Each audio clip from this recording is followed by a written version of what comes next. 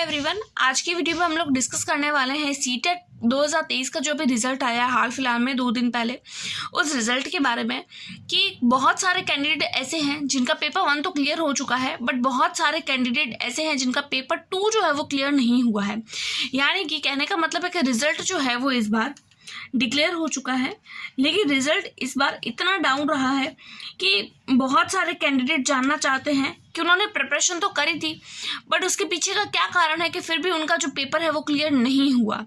ये जो एग्ज़ाम था, हम लोगों ने जो सीटेट का पेपर दिया था, बहुत सारे कैंडिडेट ने फॉर्म भरे, लेकिन क्या हुआ कि उसमें 8 से 10 लाख लोग यानी कैंडिडेट ऐसे हैं जो फेल हो गए। 8 से 10 लाख तक कैंडिडेट फेल हुए, यानी कि 100% लोगों में से सिर्फ और सिर्फ 8% लोग ही ऐसे थे जो पास हुए। 8% लोगों का मतलब होता है अगर 100% कैंडिडेट बैठते हैं तो उसमें से 92% लोग ऐसे हैं, 90 भी मान सकते हैं, 90 से लेकर 92% तक लोग ऐसे हैं जो हो गए फेल। क्या रीज़न है इसके पीछे का, उसको सबसे पहले हम देखेंगे, उसके बाद में हम नेक्स्ट सीटेट पर भी चर्चा करेंगे, राइट। तो देखिए, सबसे पहले अगर मैं आप लोगों को बता दूं कि बहुत सारे कैंडिडेट ऐसे हैं जिनका पेपर 1 तो बहुत अच्छे मार्क्स से क्लियर हुआ है, लेकिन पेपर 2 अच्छे मार्क्स से क्लियर नहीं हुआ है। तो देखिए, इसका क्या रीज़न हो सकता है। अगर मैं मेरा इतने टाइम का एक्सपीरियंस देखूँ तो देखिए, जब सीटेट का एग्ज़ाम आने वाला था तब साथ साथ में बीपीएससी टीआरई का भी पेपर था। हम लोगों को पता है कि बीपीएससी का जो पेपर था वो सिर्फ और सिर्फ पेपर 1 के लिए था। अब बहुत सारे कैंडिडेट ऐसे थे जिन्होंने बीपीएससी का भी फॉर्म भरा था, सीटेट का भी फॉर्म भरा था। तो जिन कैंडिडेट ने बीपीएससी तैयारी का पेपर 1 के लिए फॉर्म भरा था, तो वो तो सीटेट का सिर्फ पेपर 1 ही देगा। जब वो सीटेट का पेपर 1 ही देगा तो भी वो बीपीएससी के लिए ही एलिजिबल होगा। तो जो कैंडिडेट बीपीएससी तैयारी का पेपर दे रहा है वो सीटेट पेपर 2 के लिए प्रिपरेशन क्यों करेगा।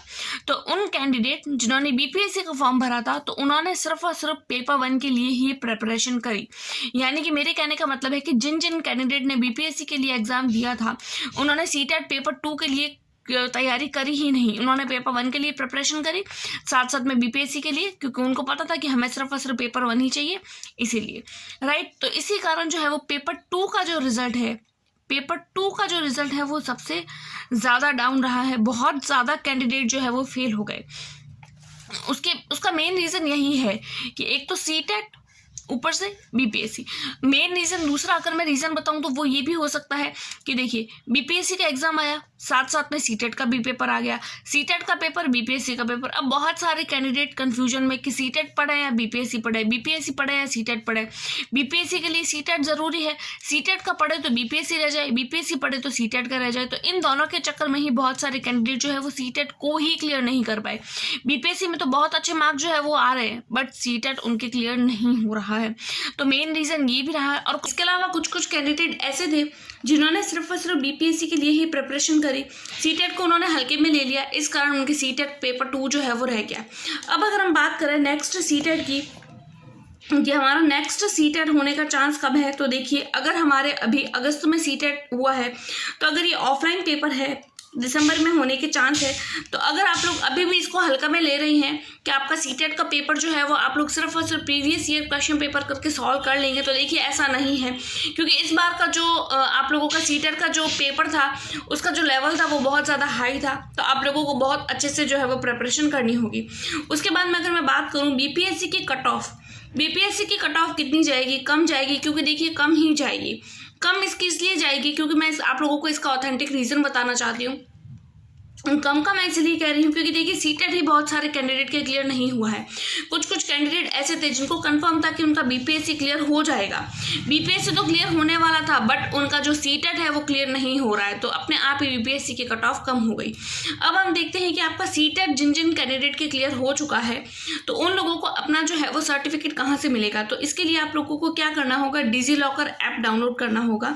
डिजीलॉकर ऐप जैसे ही आप लोग डाउनलोड करेंगे, आपको अपने कॉन्टैक्ट नंबर डालने होंगे, अपना आधार कार्ड जो भी उस कॉन्टैक्ट नंबर से लिंक है उसको डालना होगा, और 1-2 हफ्ते के अंदर जब भी सर्टिफिकेट जो है वो इनकी वेबसाइट से जब भी आएगा तो आप लोगों को भी मिल जाएगा।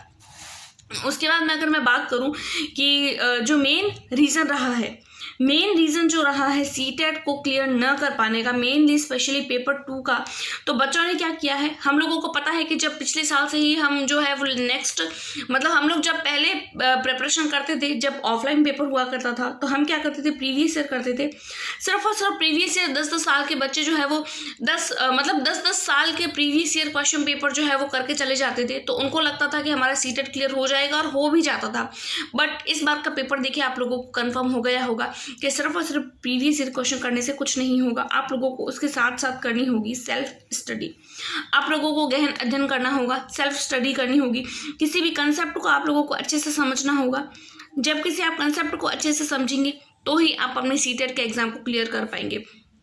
इस बार तो मैंने भी अपना सीटेट के पेपर दिया है और मेरे भी बहुत अच्छे मार्क्स से क्लियर हुआ है, जिसकी वीडियो मैंने पहले भी इस चैनल पर अपलोड करी है, तो आप लोग उसको देखिए, समझिए किस तरीके से मैंने प्रिपरेशन करी थी। इसकी सारी वीडियोस आप लोगों को मिल जाएगी।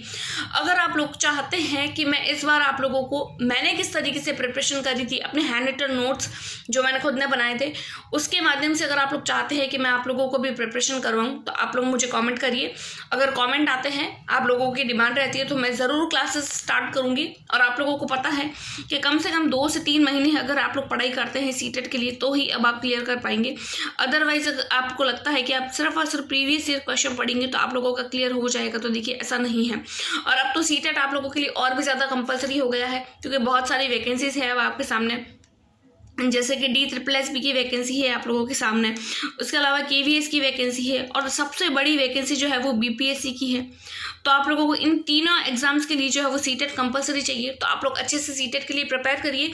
और इस बार तो मैं भी आपके साथ हूँ। उसके अलावा अगर आप लोगों को किसी भी तरीके की हेल्प चाहिए तो आप मुझे कमेंट करिए, मैं ज़रूर हेल्प करूँगी, आपके मैसेज का रिप्लाई ज़रूर करूँगी। और अगर आप लोगों को लगता है कि हाँ हमें क्लासेस स्टार्ट कर देनी चाहिए, कब से करनी चाहिए, तो आप लोग भी मुझे उसके लिए भी कमेंट कर सकते हैं। तो आप लोगों को जो सीटेट जो है वो उसकी कम कट ऑफ जाने का, आप लोगों को जो कम कैंडिडेट पास हुए हैं उसका रीज़न पता चल गया होगा। सेल्फ स्टडी नहीं करना और मैक्सिमम टाइम प्रीवियस ईयर करना, सेल्फ स्टडी करिए, कंसेप्ट को क्लियर करिए, आपका सीटेट खुद ब खुद क्लियर हो जाएगा।